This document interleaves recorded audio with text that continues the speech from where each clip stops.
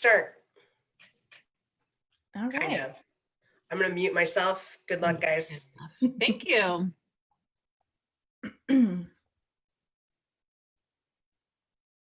Ooh, are we live now? Let me check here.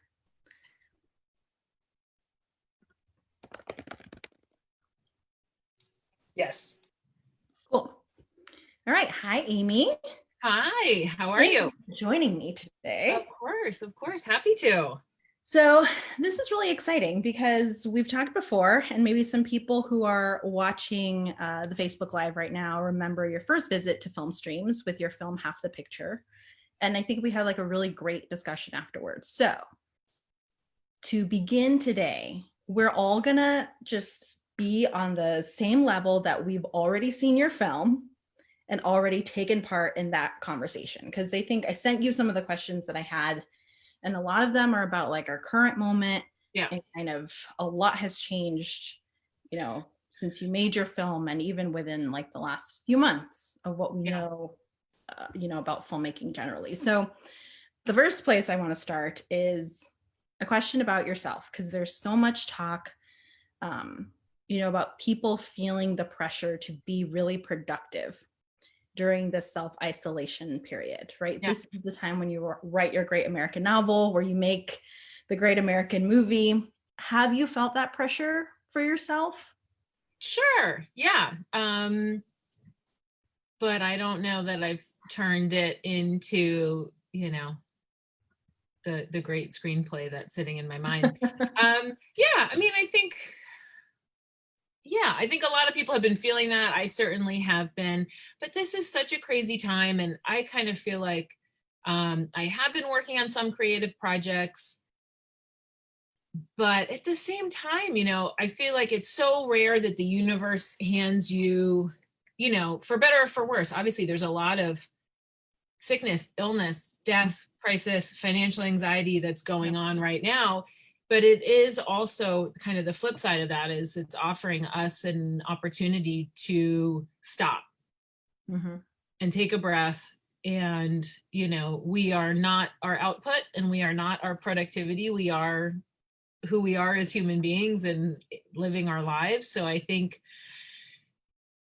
I feel like I've, had kind of creative urges and pressure to be creative, but also I think that this is a really strange and special time, and we all need to take advantage of what it offers us, which is really like a pause in like the rat race, obligations, school, work, family, career stuff that, you can look back and be like, holy crap, where did those 5 years go? And now we are in a break from that. And so, yes, I am working on some creative things, but I think not everything has to be now. And I'm hopeful that many of us can take this time and kind of the pause of this time and use that to generate and ideate. And, I think really exciting things are going to come out of this down the road. And I hope for systems, not just entertainment and scripts and movies and TV shows, but like systems of living. I mean, we are just in such a maelstrom, and it will be such a loss if we don't come out of this with some pretty significant changes in a lot of things, Where do you think? What about you? Are you writing and being creative or what? Well, I have kids, so I blame everything on them. And like people who don't have kids, I'm like, you binge your shows and write your novel. Like that's me all day long. Also. No, I mean, I think this question comes particularly from that urge that I feel myself. And I am, for a long time, I've been trying to pinpoint, like, where does it come from? I think I have always a lot of guilt about not being productive enough. And for me, like, that definitely stems from like grad school, and just like, if you are in any way like a freelancer or like an independent worker or someone who, whose deadlines and whose success seem kind of like arbitrary to yourself, I think there's a little bit of this tie to like feeling guilty when you're not working. But I think I particularly feel like, maybe it's just the social circles that I'm around, but it seems like women tend to kind of embody that guilt and anxiety about not doing enough maybe more. And women, it also, a lot of the unpaid labor falls to us also. So whether it's caregiving for children or older parents or house stuff or doing the laundry or this or that, I mean, all of that kind of work that no one considers work often is done more by women. So it's like we feel that pressure to create, but we're also the ones keeping, these keeping houses and lives and yeah, things going. So it's challenging. I also think social media is both inspiring and somewhat, terrible about that, because you just see, I mean, I know I do. I see all these other people. I'm like, oh my God, she's editing her movie and she's finished with her new documentary and she just made this cool, like funky video that she put on in like Instagram. And so you're like, why am I not doing all these things? So that can be, somewhat inspiring, but also kind of harmful. And I think harmful for like our own creative paths. So, I know I need to be a little careful about that. Mm-hmm. So the next question I have is kind of related to this, but I think, so much, I think one of the things that is really coming out of this moment that I think is actually really good is that I think people are starting to be a little bit more transparent about how they make money, where the money goes to, what to some people is enough money and one is like not a good situation. And for people who are watching who maybe, aren't in the movie industry, how does a director of independent features, how do you make money if you're not, like Ava DuVernay? Right. And then how has that been impacted recently? Yeah. Well, that's a great question. And I think that almost is even more than gender. I think it's almost the third rail of entertainment that people don't talk about. Yeah. Which is like kind of the classism of who gets to start making movies and who gets to continue making movies. And mostly it's people who have access to capital. You have to have your own money or know people in your circle who can give you money to make your first film and then your second film. And even if it's super low budget, we're talking about hundreds of thousands of dollars. And for a lot of people, for most people, that's a tremendous amount of money. And that's a, far enough barrier that they don't get to go down those roads. It reminds me of, I went to this great screening of New York Times Op Docs. They have their doc series. They're fantastic. I went to a screening because Laura Nix, who's a great doc filmmaker, she had her film Run, Walk, Cha-Cha was part of this series there. And there are a few other fantastic films. And it was, I think everyone was kind of in like gearing up for like award season. So they were doing all these screenings because the short films are trying to get attention to get, awards and all that. Yeah. But someone in the audience, and these are like short documentaries. So someone in the audience was like, what do you do with these films and how do they make money? And like everybody on the panel just laughed. I mean, it's just like, you don't make any money off short films, period. You lose money. So if you're lucky, you just have expendable income, or somebody who has money that can just invest in it and never have to see it back. Or if you're very lucky, you get, some funding from New York Times Op Docs, but even they give like a tiny, like a few $1,000s toward your film. All this to say, you make almost no money being an independent filmmaker. I think maybe 10, 15, 20 years ago, you could eke out a living, particularly if you were in a cheaper market. So if you were not in New York or Los Angeles or San Francisco, you could scrape together enough to make a living, and that's almost impossible now. I made my documentary Half the Picture. My spouse produced it with me, and I mean, my spouse and we went to film school together, but is an executive at a small studio. And that's what keeps our, the lights on in this house, to be perfectly frank. It's not the money I make as an independent doc filmmaker. So yeah, it's a really tough road. And that's why there's so much pressure, particularly for women directors, but for anyone who's coming out of independent film, to get a foothold in television, because you can make a living in television. You can direct an episode and you make $35,000, $40,000 an episode as a you know, even as like a new director, Yeah. you direct a couple episodes a year, you get healthcare, you can make a living, you can pay your mortgage, you can, you know, live a middle-class life in a place that is quite expensive to live in. And that has been a road that has been historically really hard for women and people of color and other marginalized groups to get into television. I mean, if you're lucky enough to scrape together the money to make your own independent film, like you can keep making those. But it has been really hard to break into the systems where you can actually make a living. And if you work there for a little bit, you can actually thrive. But independent film is not financially viable, period. This actually reminds me of a tweet that you tweeted out. I think it was in March sometime about emerging artists programs, and you know how they're supposed to be for emerging artists, but sometimes there are actually people who are working within the industry who have, you know, pretty impressive resumes, who can be in the running for them and can actually get them. And I think this idea of like the finances being the third rail, like if these programs are supposed to be for emerging artists, when people who are not necessarily emerging get these prizes, like that really scales down the resources that are available to filmmakers who are at the start of their career. Yeah.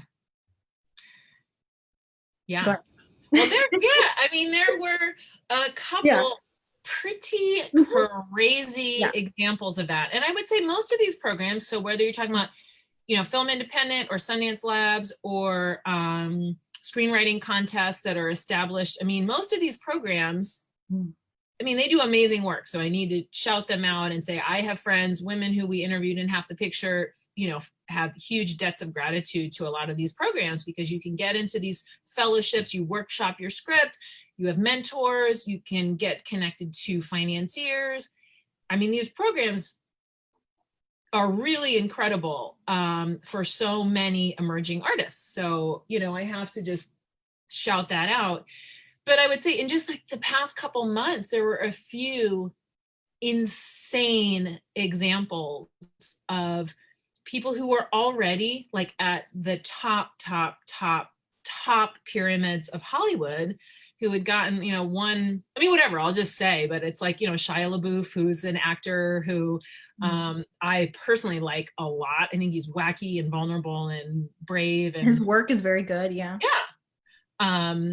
But yeah, I mean, he won like a screenwriting award for, and you're just like, and the prize was $1,000 and like, you know, mentorship with like people in Hollywood. And you're like, it's Shia LaBeouf, like just show your friends your script and be like, you know, get feedback from like the executives, you know, and the writers, and like, you know, these people, just tap your own networks. Like, why are you applying for this thing that for someone who's not already established in the industry, those connections and that little bit of encouragement will open a door for them. So there was that. And then there was another lab where this writer who had written like various Marvel movies, I mean, was the writer of Marvel movies, was in like a lab fellowship program. And I mean, this, and is going, I mean, someone on Twitter or something like wrote something, I thought it was a joke, but the person also is like the executive producer of Fast and Furious 10 and is going to be in one of these like emerging director programs. And you're just like, what? You know, like it's hard enough already. But I don't know. I mean, that's like, you know, I don't want to like think of like, what is the definition of emerging? Then, right. If you're like already, you know, but I would say, you know, those are just a few, you know, really egregious kind of crazy examples, when largely these places do great work supporting artists that are really struggling and really need it. I just don't know why people, once you're at a certain level, I mean, the whole thing is access, right? It's like, ask your friends, ask, like, you already know these people, you know, like, ask one of your director friends to help workshop your script. Like, you don't need these programs, whereas so many people, like, they can't, you know, find great directors or other great screenwriters to give them feedback on their work. So I don't know, that was a little crazy, but it's like, you know, I don't want to be negative about anyone's like good fortune, you know, but at the same time, like, it's hard enough. Like, please, if you're writing Marvel movies, just move on from like the fellowships. But anyway. And I think why to me, when I read that tweet, it struck me so much is because it's also coming at a time when, you know, historically, in times of economic crisis, Hollywood gets very conservative in terms of, you know, the types of projects that they invest in, the filmmakers that they invest in, right? Like the bankable stars, the proven money makers, and those tend to exclude people of color. They tend to exclude women directors. They tend to exclude films that are about people of color or about women.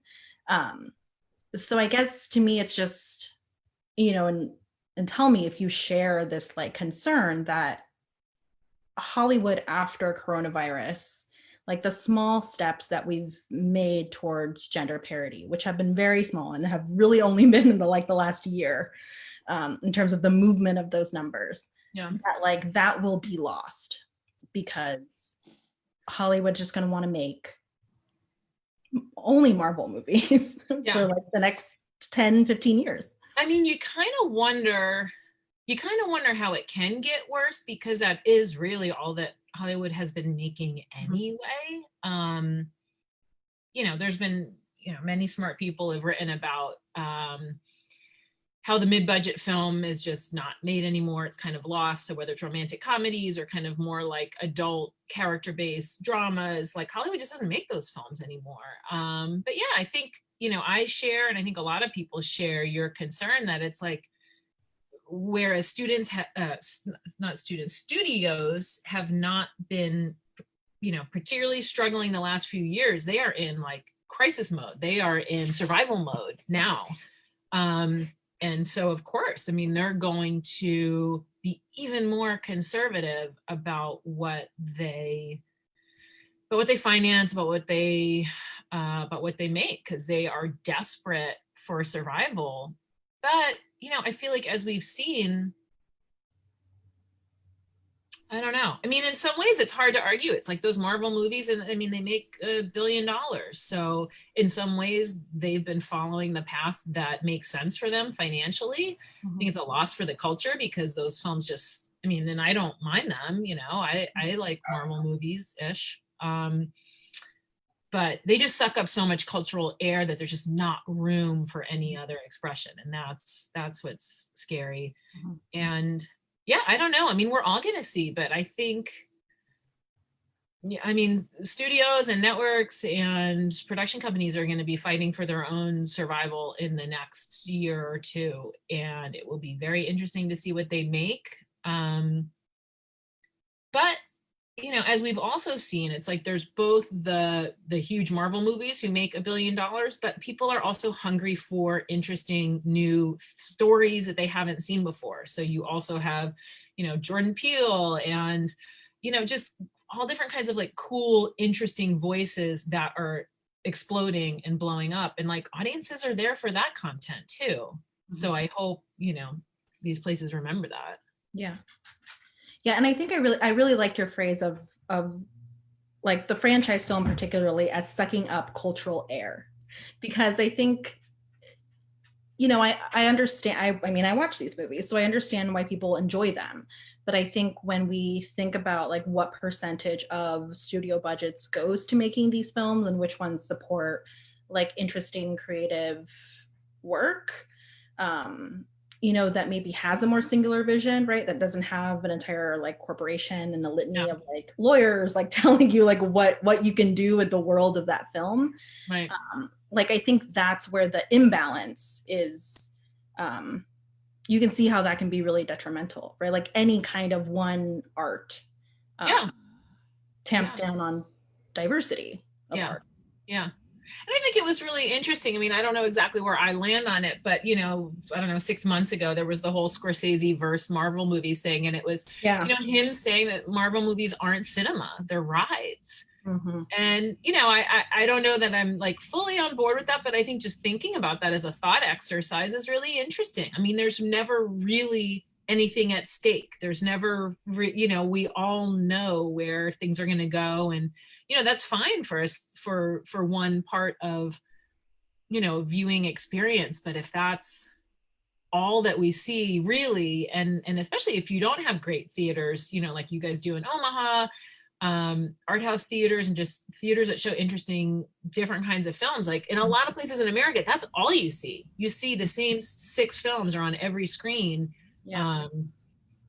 And when it's so constructed and it's so limited in its possibility, and it's so kind of in some ways not very human, you're like, what is that doing to us as consumers of culture and art? You know, it's interesting to think about. It is.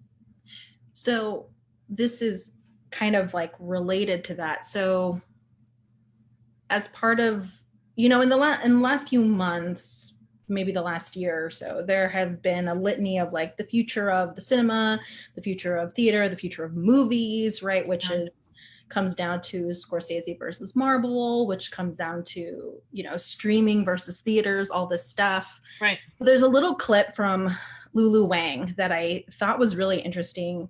So I'm going to share my screen and I'm going to play it because it's about her response in this Hollywood Reporter roundtable about why she chose to go with an independent distributor over a giant streaming, I think Netflix, for The Farewell. Just make sure I have it on here.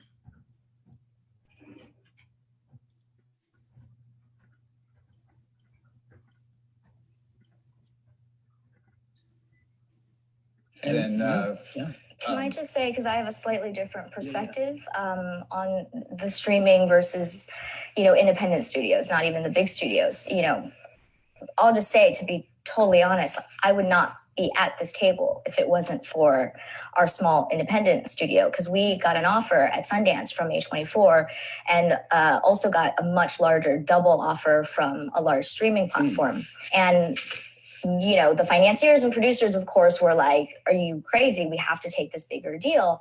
And I said, no, it's not about the money. One thing we sometimes don't talk about with some of these bigger streaming platforms is that, you know, it's a different business model. It's not necessarily about making money back. It's about brand. They're building their brand. And when you're an established filmmaker, you are a brand that they want to partner with to help build their own brand. But with newer filmmakers, newer voices, you don't have a brand. You need to build that brand. And I know now, because our film has been in the theaters for 4 months, you know, for a film that's 75, 80% in Mandarin subtitled, but is an American film, you know, to even first of all get that finance, but then to have that play as an American film, 100% Asian American cast, to be seen as an American story, and play in theaters for 4 months. And then for me to be at this table, I know for a fact that if I took that bigger, you know, the bigger money, that they wouldn't have the energy to put behind someone like me to build my brand when they have so many esteemed established directors that are also part of the conversation. So. Well said. I love her. I love her too. But this is, like I said, this is not for you to extol the virtues of theatrical. I will if it's not, I extol. But I think this conversation is really interesting because I think it goes back to this idea of money that people are kind of so unwilling to talk about, right? And here Lulu Wang is like making a decision that, you know, when you look at the offers on the table, is taking the offer with less money because it is really like an investment in the future of her name as her brand. So what are your thoughts on, you know, and I think, you know, Ava DuVernay, for instance, is like totally someone who stands behind Netflix and the power of what something like Netflix can do for independent filmmakers and women filmmakers particularly. So how do you feel about, you know, streaming or theatrical as a better venue, especially for first-time directors? Yeah. Well, I think it's both. I mean, I love that clip. I'm glad that you played it. And I think it's not only, and she says, it's not only her establishing herself as a brand, it's her establishing her seat at literally that very table she was sitting at. And she is right. She would not have been at that table with Noah Baumbach and Martin Scorsese and all those guys and Greta Gerwig. her film. So I think it's almost like a political act to stake your claim in American cinema culture, you know, and theaters do that in a way that's different from streaming. And I think with so many of these things, it's not, you know, I don't think it's either or, you know, like when television came around, it didn't mean the end of the cinema. When radio, you know, when TV came around, it didn't mean the end of radio. It's like there's different places for different things. You know, I will extol the virtues of theaters, though. I mean, there's no other experience, you know, there's no experience like being in a theater and seeing something on the big screen in a communal environment. It is just a different, it's a different experience. It's a live, you know, you're there, you're present. So, you know, and for me, seeing movies by myself in the theater is like heaven. I mean, that's like my favorite thing to do. But it is hard, you know, it's like you can't ignore that there's a lot of factors. Streamers have given more opportunities to women and to people of color and marginalized filmmakers because they're trying to hustle to get content and get work and, you know, for their platform. And so they are giving opportunities to different creators. So I commend them for that. I'm not, you know, you can't hate on them for that. But Lulu is exactly right. And that they can't, you know, Netflix has, you know, 300 new movies a year or what, you know, or more. You know, you can get your work made, you can get it on the platform, but they don't obviously have the bandwidth to hustle, market, find the audience for each and every one of those projects. But they are, you know, a foot in the door and it is work that's getting made. So I, you know, I commend them for doing that. And I think you've seen a lot of interesting, weird, groundbreaking work that's started in streamers. Mm-hmm. You know, but that said, nothing replaces the theatrical experience. And, you know, I do think that, I don't know. I think that she was very correct in saying like it's kind of staking your claim in American culture in a way that the streamers just, not that they can't yet offer, but it's just not really part of their DNA, you know? Yeah, and there's like a legacy and you know, great theaters like you guys have. I mean, there's just a legacy of playing in those theaters, or Film Forum in New York, or, you know, the Beverly in Los Angeles. Like, I don't know, there's something very special about theaters and theaters that curate work and being part of that community.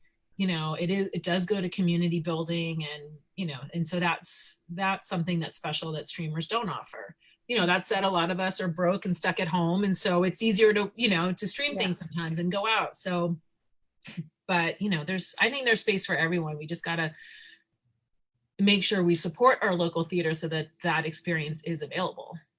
Cool. So I have one more question, and then we're going to take questions from anyone who's watching on Facebook. So if you just want to comment below with your questions, someone is monitoring those and sending those to me. So my last question before we get to audience questions is, so there are clearly so many factors and so many obstacles that you have to think about and overcome as a woman director to get that first picture made. But right now, as one of our virtual releases, we're playing 1,000 Pieces of Gold by the director, Nancy Kelly. And it was her first film, and she never made a second film. And there's this great piece on IndieWire that's about, you know, the sexism that she faced in Hollywood and kind of why she thinks that she was never able to do that second project, even though, you know, she had one ready to go. So can you talk a little bit about why or what the obstacles are that women face in making their second or third feature film after doing the hard task of making their first? Right. Well, I'll speak from, you know, both from what I know from talking to the women in our film and from what I read, and also from my experience. I mean, Half the Picture, the documentary I made, was my first film, and like, I'm grinding trying to get that second film. And I would say that's, you know, I read that IndieWire when it came out, also that article. And it, you know, it's just such a common experience. There's the whole one and done thing for women directors, where they make a film, that really stands out, that's critically acclaimed, that gets attention. And that's the frustrating part. It's not like, oh, you made a film and it failed, and then you couldn't get another film. I mean, it's like there are example after example of films that, were nominated for Academy Awards, where, you look at, she was compared to John Ford. Right. Like, and she's sadly in good company. I mean, in our film, we interviewed Kimberly Pierce, and it took her 9 years to make her second film after Boys Don't Cry. Or, Patty Jenkins took her almost a decade to make her second film after Monster. And Karin Kusama. Dash. Yeah. I mean, Julie Dash is just making her second film now, right? I think I read that. She's been an agent for like a decade and a half or something. Right. I mean, Daughters of the Dust is 20 years ago, 25 years ago. Yeah. It's from the 80s. Longer ago.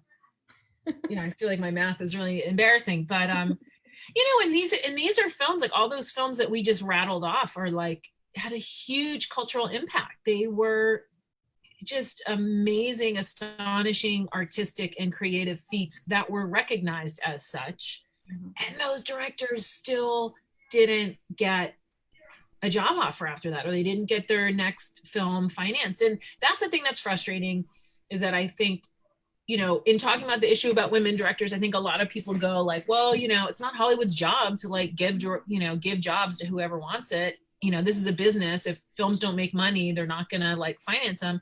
And you go, agree. I agree with all of those things. But the crazy thing is, there's evidence that women have, made successful films, do make money, will make money for you. And even with that information and knowledge, they still don't get a second, another chance. And so I think it goes to something deeper. It's not business. It's not, oh, if it makes money, it will, will give them more opportunities. I think it's just like a cultural issue. It's like people, are in communities where you work with people who you feel comfortable working with. And, each film and each script and each project is its special snowflake, and you need to gather the team that you feel really will get the vibe. And we all need to feel comfortable working together because it's a collaborative, artistic environment. There's no test you can take that is like, oh, you qualify, you can do this. It's very like connection, contact, emotionally based work. And so, it's been proven time and time again, people tend to work within their own little networks with people who look like them, who feel comfortable to them. And that is, largely what has resulted in like a very homogenous kind of group of people who've been making movies for the past 100 years. It's not based on quality of films or box office potential or success. It's just like, I know you, you know me, we vibe, let's work together. And that kind of, just kind of like indescribable thing is what has kept a lot of people from working more in the business. Yeah, and you even see that in, when there are, directors who are tapped, after Get Out, Jordan Peele, is one of the few Black filmmakers who are consistently working, right? But he's kind of become like that guy. And I think he's kind of taken it upon himself to help his other friends also get work. But the studios are just like, oh, well, we'll just get Jordan Peele for this, and we'll get Jordan Peele for that, and we'll get like, Right. It's interesting that that the network is what can both help really expand Hollywood, right? If that network expands, but it's also what keeps it so insular sometimes. Yeah. I mean, it's just hard. It's hard for people to kind of open their minds to a different understanding of,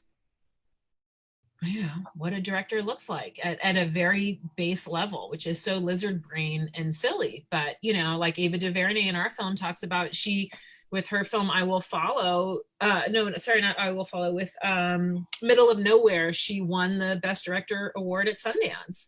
And she couldn't get a job. She couldn't get anything. I mean, she won the award at the biggest festival in this country, and nobody would hire her, nobody would fund her work. And I think it was a real you know, I think she learned a lot, as she says in our film, from that experience of thinking like, okay, I've got this award, I've got this, you know, I've been it, you know, things come to me, and nothing came to her, nothing. She wound up from there. It was actually Shonda Rhimes. It was another woman who gave her a job in TV. And then, so she worked on Scandal. And then, you know, I think she wound up making Selma after that. And she was like, you know, the 14th director who had been assigned, you know, attached to that film. Yeah. But that was kind of like her big budget debut. But, you know, it's just so common for women to have all different kinds of success and still not get that next opportunity. So I kind of feel like, in, you know, in some ways, in a much smaller level, like I'm in that now, like I'm trying to get my next things going. And, you know, this is a business where if you made something, they want to see you make something exactly like that, but a teeny bit different. And so, you know, I'm working on a narrative project. And so that's kind of hard because I made a doc. And I don't know. I feel like you just have to know that's the road we have to walk down. It's going to be challenging, and, you know, we'll feel our frustration and disappointment, but it is what it is. What are you going to do? You just keep going forward. Yeah. Yeah. Well, I have a question here from Stuart Chittenden, who I think you've met. Yeah. Awesome. Also, Angie is telling us that Daughters of the Dust was in 1991. Thank you. Thank you. Great. So what's the math on that? So 30? I'm not a math major. 29 years? Okay. Jeez. We're We're film people. We're film people. Exactly. You don't need math to make films. Okay. As Stuart says, as the pandemic has broken apart so many aspects of society, do we, me and you, see specific possibilities to move the needle for female and minority filmmakers that were not visible or possible before? It's a great question. I have to feel like yes. And I think part of it is just the macro thing that President Obama spoke about in that commencement speech a few days ago, where he said, if nothing else, the veil has been removed and people are realizing that, like, the leaders in charge and the people who should know what's going on and be leading us, like, are not in fact leading us and are not in fact even pretending to be in charge. And I think that that's a lesson we can learn in so many different systems. You know, Hollywood is like this big kind of impersonal monolith that we're all trying to like crack into, that we assume everybody's got it figured out. And, you know, but I think a lot of it is taking the focus off of that and just putting it back on ourselves and being like, well, what do I want to make and how can I make it? And I'm not going to put all my energy on getting the acceptance or the permission or the access. And, you know, I'm going to use what I have literally in my house, in my immediate environment, in my, you know, small community or whatever, to make the things that I care about. So I hope that that kind of energy will be, you know, prevalent, not just in art making going forward, but in so many things going forward. Yeah. And I just hope in the opposite side of it, you know, the other side of the coin, which is like what you hope doesn't happen and we all need to fight against, is like further consolidation. It's like, you know, these companies are just, the biggest companies are getting bigger and bigger, even right now, and Amazon and all those places. And, you know, it's like that process is happening too, where the big and powerful are just getting bigger and more powerful. So it's like, we all do need to be, I think, aware and active in fighting against that and supporting local companies, local places, you know, our own filmmaking, whatever it is. Yeah. And I think that return to a kind of like local filmmaking culture, you know, obviously it's really evident here, so like people can't travel, like all, you know, all of those things. But also, you know, within local filmmaking culture, like, is there gender parity, right? Like, are the local filmmakers also like racially and ethnically diverse? I think those are things that, you know, if you're in some place like Omaha or, you know, I don't know, like Boise or something, you know, when you feel like you're so far away from LA or New York where, you know, filmmaking is happening, that those, you're struggling so much to just get the project done, that I think those larger questions maybe aren't being asked as much of the local filmmaking culture as Yeah. well, right? It's Yeah. like, is Hollywood inclusive? Is Hollywood diverse? Well, in order for that to happen, like these pipelines that start with local filmmaking, that start with film schools, like they also have to be diverse. Yeah. And I think that that's a place where, local governments and local artists can really make a difference. Like if we can't change the economic structure of Hollywood, like we can totally change, how much funding is available for local artists to make their films. Yeah. That can get to competitions, that can get to kind of national platforms. And I think it's almost, reassuring that it's like, that's work that every one of us needs to be doing. Yeah. Me, you, everyone. It's not, I feel like you can kind of, get this impression that it's like, the rich white guys in Hollywood need to get their act together and all of us are woke and like, we're good. And it's like, we're not. All of us are in our bubbles of comfort or networks or whatever. And I just think that's work that all of us need to be doing. Who am I hiring? Even for my low budget indie docs, it's like people I know from film school. Well, am I reaching out in my own network? Am I trying to find people who are recommended by friends who don't look like me, who are great, who are talented? So I think it's not like a blaming thing, but it's like we all need to be more aware of that. And I feel like even just making Half the Picture and in doing panels and things like that, I've become much more aware of it. And when you're first making your thing, I feel like you're just struggling and you're like, geez, I got no money. Whoever can do it is who I'm going to bring on. And like, yes, I want people to be, I know so many talented people who I worked with on the film, but you can kind of get in this feeling of like, well, I can't worry about that. That's an extra layer that I can't put on myself. But it's like, we all need to be aware of that, of going out of our comfort zones. Locally on our own small projects, as well as, the big rich guys. And the more power you have, the more aware you need to be. Mm-hmm. But all of us, share that. Mm-hmm. Yeah. So, I mean, part of this conversation with you is kind of like a lead up to like what we're trying to do at Film Streams, to kind of do as much as we can, to help kind of move the needle in some way. So the first thing I want to say is that we do have a local filmmaker showcase, and applications are still open till the end of July. So if there's anyone watching in Omaha or Nebraska, generally Iowa, who has a film they want to submit, you have till the end of July to get that in. But also Sea Change is an initiative that we're launching that we've talked about before, where we're trying to reach gender parity in the films that we program across all our programs. And we've talked about this, and we could fail with something that's it's a real possibility because of all the different factors that go into how many films get made, how we program our films, what's available to us. Yep. In a given year, you don't know how many of those films, especially now with everything that's happening, like how many of those films will be available to us when we reopen. But I think for us, it's really just it's always been a commitment that we have. And now it's a commitment that we really want to stand behind publicly. Because we hope that even, obviously if it's a success, that's great. But if it's a failure, that we hope to be kind of the example as to like why this needs to happen, right? Like why you can't like be afraid to fail in these, kind of large goals towards parity, inclusivity. Yeah.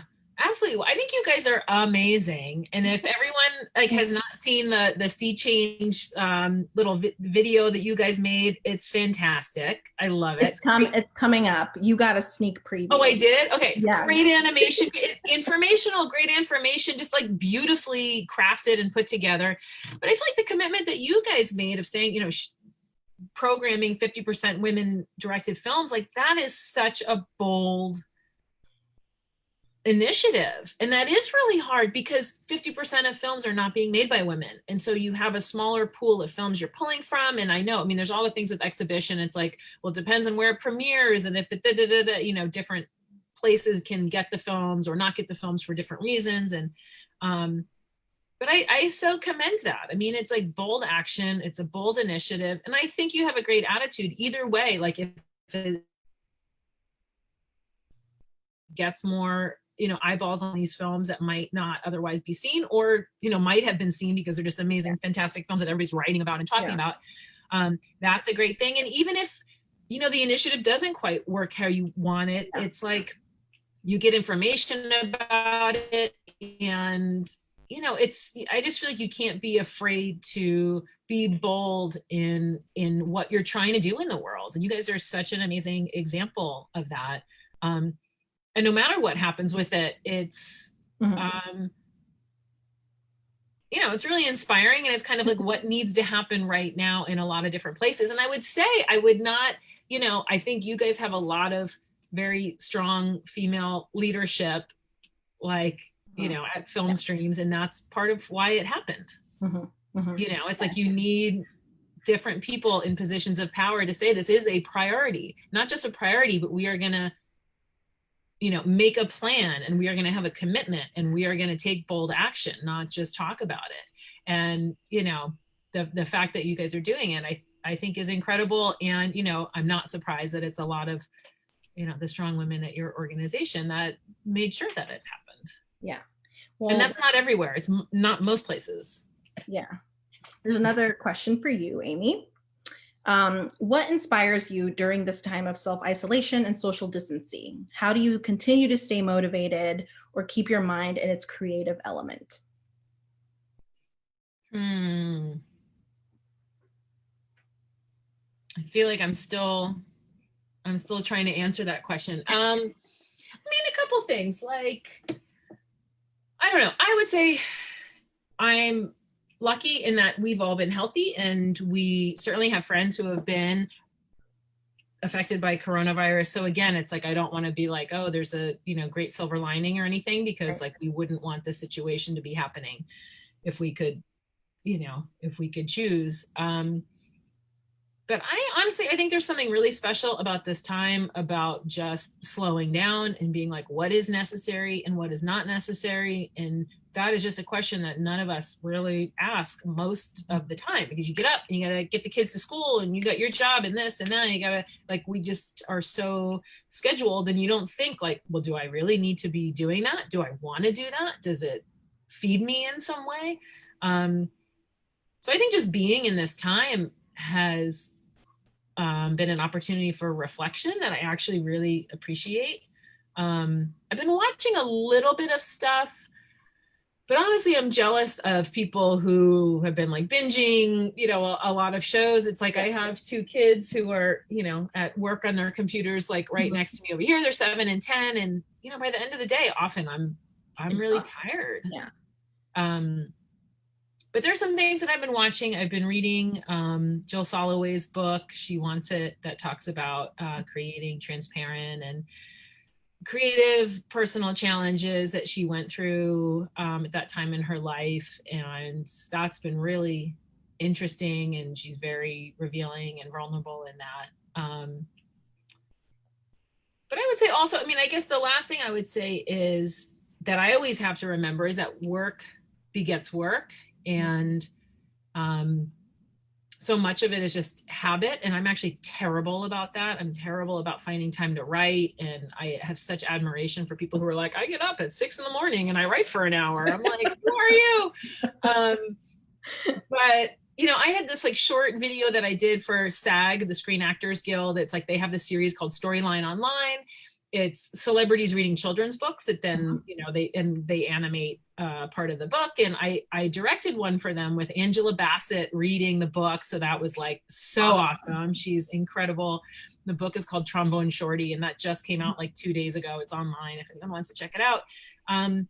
We'll put the link. We'll put the link. Yeah. Okay, great. Yeah. I'm so proud of it. And it's about this great trombone player, gosh, in New Orleans, Trombone Shorty, who wrote this book about his life. And anyway, the book is amazing. It has his music in it. And just working on that one, you know, kind of creative project, your juices kind of get flowing. And it was easier to kind of go from that into editing this new doc thing that I'm working on. You know, it's like when you're not in the mix of working, it can be really hard just to start. And I feel like I was in a little bit of, you know, I don't even know what the word of it is, but just, you know, finding it hard just to get that motivation. And so I was really grateful for the chance to direct and produce this, you know, little video with Angela Bassett, because it's like once you start working, it's easier to just, you know, a body at motion stays at motion kind of thing. So, you know, for the people out there who are thinking of writing something or shooting something or making something, I think it's just those early, you know, efforts, those early stages that are hard. And then once you're in it, it's easier to keep going. So Cool. So I have a lightning round of fun questions. Okay. There's only 4. Okay. Okay. The answer to all of them is Jason Momoa. No, I'm just Nope. kidding. Okay. Nope, Ask away. Okay, first question. You have an unlimited budget, however, you can only adapt a book or remake a film. What would you make?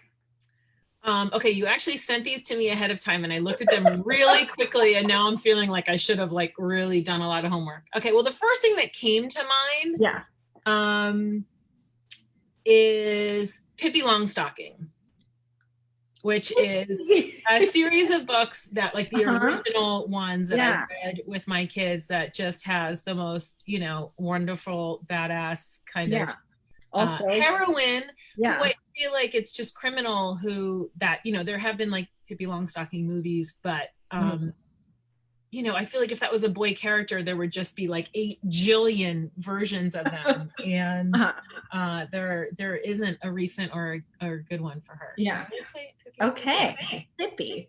Yeah. If you could live in the world of any film, what film would you live in? All right. See, some of these I didn't come up with answers to. Let me think about this. What is yours? Oh, I am very cliche and I think I would live in like Pride and Prejudice or something. Oh, okay. I know. I'm sure some people would be like Umbrellas of Cherbourg or something. Yeah. Pee-wee's Big Adventure. That's a good one. Yeah. All right. As soon as we stop talking, I'm going to think of like a dozen. But that's a really good question. What have other people said? What are other answers that? I've never asked anyone this question before. Oh, okay, good. Just for you, Amy. Okay. All right. All right. I don't know. I feel like some people would want to live in like a Tim Burton land, I'm sure. Yeah. Or like, I don't know. Beetlejuice. Beauty and the Beast or something. Yeah. Crouching Tiger. That's pretty epic. You could fly and jump on trees. Yeah. Just have your life be completely, every moment be totally epic. Yeah, that's those are some good ones. I might want one with like a narrator. Like I might like that. I might want to have a narrator to my life. Okay. Like what? Like what's an example? I don't know. I'm trying to think of a movie with like a narrator right now. True Romance. Yeah. Alabama Whirly. Going along with my life and someone's narrating. Okay. You can ask any woman in the world, dead or alive, for advice. Who do you ask and what do you ask about?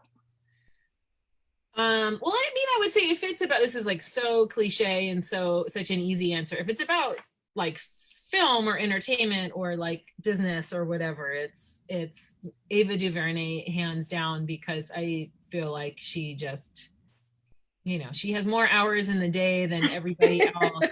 She just, I mean, she's a dynamo. I respect her artistic output. I respect her activism. She's just, I mean, she has this art house theater she just opened in Los Angeles, and she's always having these great series of often underrepresented directors. She's partnering with really interesting people. And I think, you know, she's someone who's figured out how to continue to make work that she loves and cares about, but within the system and getting the support that you need to get from those people to have it be, you know, deeply and widely in the culture. And that is, I mean, that's the challenge. It's like we can make our independent films, but to, you know, and I feel like that's kind of largely what we need to worry about making, because you can't, you know, always be like, how can I get in? How can I get in? Because then you're just never going to have any energy for your own artistic, you know, output or whatever. But like continue to follow her passions, the topics that she's interested in, and also kind of navigate this world where she can get the resources she needs to make work that's seen by millions of people. And that's what so many of us would be, you know, Would love to do. yeah, I mean, she's amazing. Just, you know, when we had like an hour-and-a-half long interview with her and, you know, picked her brain, and I could just do that like for forever. She's just sharp, empathetic, deep, cool lady. So That's nice to hear, because she seems it. So I'm glad that she is. oh, right on. No, she totally is. And I feel like as soon as she left, I was like, she's gonna be president. Like she's just like, you know, got it. Yeah. I'm always like, you know, what would Ava DuVernay do right now? And then often I don't like follow up and do exactly what she would do, but I think it, you know, it's a good guiding. So then maybe I know the answer to this next question, which is my last question, which is, who would you like to direct the movie of your life?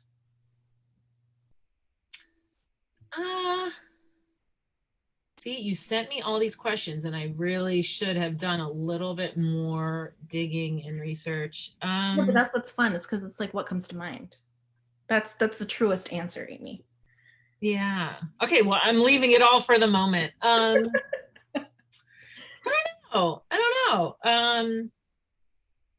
don't know. In a lot of ways, I think my life is not that, you know, is not that interesting. So I'm not sure, but I think it's, you know, I would say someone who cares about character and how like real life can provide humor and drama as it does for so many of us. And, you know, I think about, which is so sad, I think about directors like Lynn Shelton, who recently passed, who that was like her wheelhouse, you know, finding the transcendent and hilarious and moving and heartbreaking in everyday life between different human beings, you know, not some like cockamamie and crazy thing in the sky that's happening, but, you know, the real meat that we all kind of deal with and trudge through every day. So I feel like, you know, someone like her or like Jill Soloway, who's so good at that. I love, is he Swedish? I love the director Lucas Moodysson. Do you know him? He did Show Me Love. Yeah. And I think his film is Together. Just another director who's just so good at just making films about human connection and all of that. So all of those people, you know, that would be dreamy. I'm such fans. Awesome. Well, thank you so much for joining us, Amy. I really just love talking to you, and thank you for taking time out of your very busy schedule to be with us. I really appreciate it. Yeah, well, I am a huge fan of what you guys are doing there. When I was visiting Omaha, I had the best time. I was so impressed with the theaters you guys have there. I sneaked in and was in the back of the class that you were teaching. You were teaching like an adult education film class, and I was like, "Oh, this is so interesting." You guys have so much cool stuff you're doing there. I'm happy to, you know, talk to you certainly and do anything you guys need. But I'm such a fan of what you guys are doing. So thank you. Thanks.